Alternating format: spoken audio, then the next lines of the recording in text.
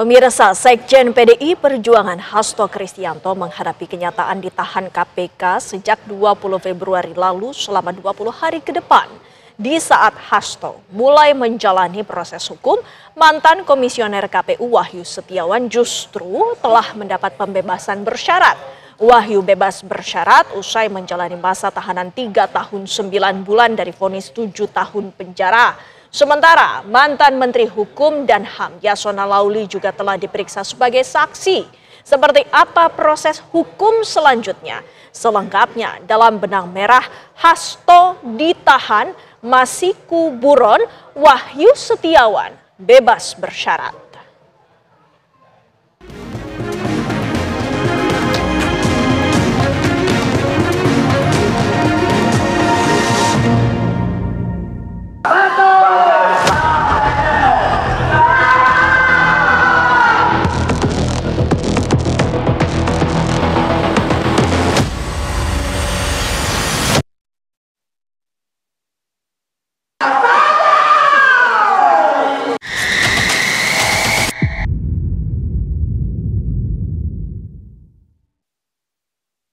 Penahanan Sekretaris Jenderal PDI Perjuangan Hasto Kristianto oleh Komisi Pemberantasan Korupsi pada 20 Februari 2025 menjadi pukulan telak bagi Partai Banteng Moncong Putih.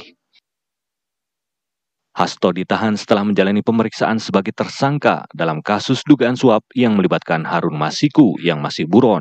Alasan penahanan itu merupakan alasan subjektif yang dimiliki oleh penyidik, dipertimbangkan pastinya kekhawatiran untuk melarikan diri, menghilangkan barang bukti, ya, dan pastinya kami untuk mempermudah proses penyidikan lebih lanjut, pemeriksaan, ya, juga termasuk juga nanti akan mendetailkan terhadap alat bukti, dokumen, dan lain-lain yang segera dilakukan oleh penyidik.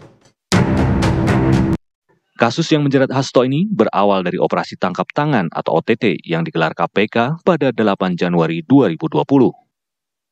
Saat itu, tim KPK memburu sejumlah pihak yang diduga terlibat suap kepada Komisioner KPU terkait pergantian antar waktu atau PAW anggota DPR RI periode 2019-2024 Harun Masiku.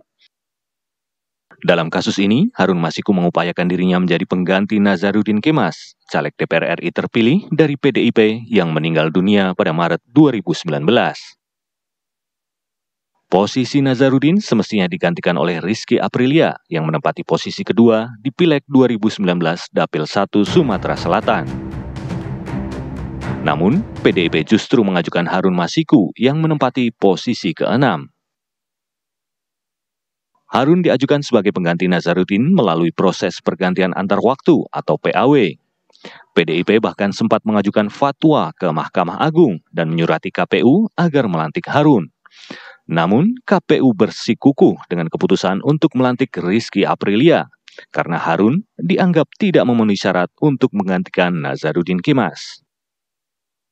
Dalam OTT pada tahun 2020, KPK berhasil menangkap Komisioner KPU Wahyu Setiawan, mantan anggota Bawaslu Agustiani Tio Fridelina, serta kader PDIP Saiful Bahri dan Doni Tri Istiqomah di tempat terpisah.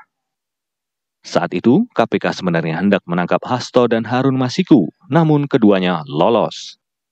Hasto bahkan disebut turut terlibat dalam menggagalkan OTT KPK tersebut.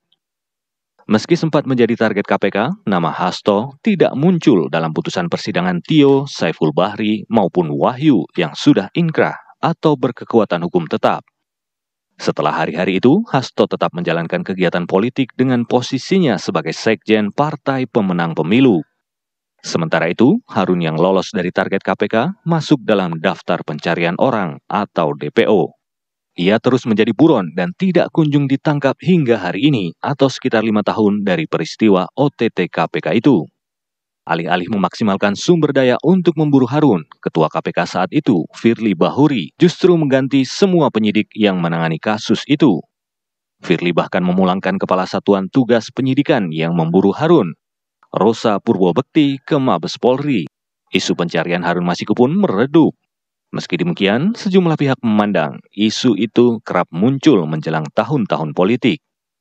Setelah Rosa dikembalikan ke KPK, pencarian Harun Masiku kembali berlanjut.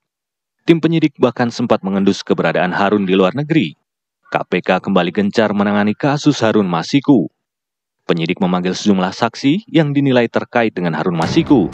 Tidak hanya itu, Wahyu Setiawan hingga Tio yang sudah berstatus terpidana juga turut dipanggil penyidik KPK. Beberapa waktu kemudian, pada 10 Juni 2024, KPK memanggil Hasto untuk diperiksa sebagai saksi. Ia pun memenuhi panggilan itu. Saat itu, staf Hasto bernama Kusnadi digeledah KPK.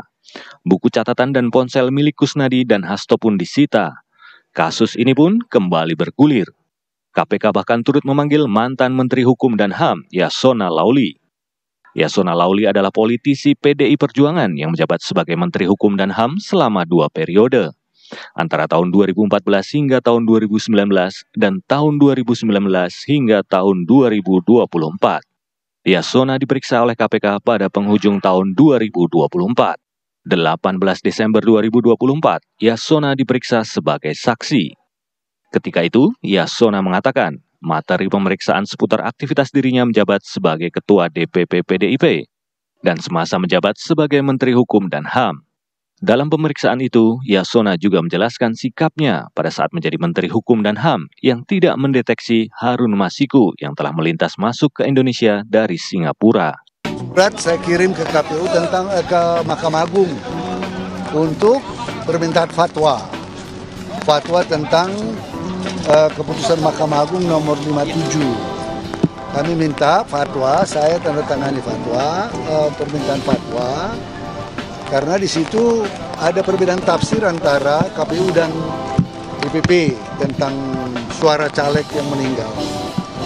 Saya kirim surat ke DPP, ke Mahkamah Agung, itu yang pertama. Yang sebelumnya kan itu riwayat diri, apa segala macam, SK, DPP, SK. Biasalah, itu formalitas. Tapi inti pokoknya sebagai Ketua DPP. Ya, sebagai Ketua DPP, saya mengirim surat permintaan fatwa ke Mahkamah Agung. Ya, karena waktu proses pencalekan itu terjadi tafsir yang berbeda setelah ada judicial review, ada keputusan Mahkamah Agung nomor 57 ya.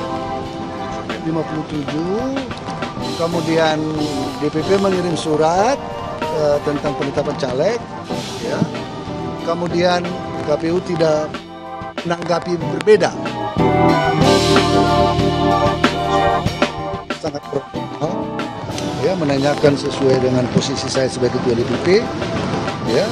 Kemudian posisi saya sebagai Menteri Hukum dan HAM mengenai perlintasan Harun Masiku. Itu saja.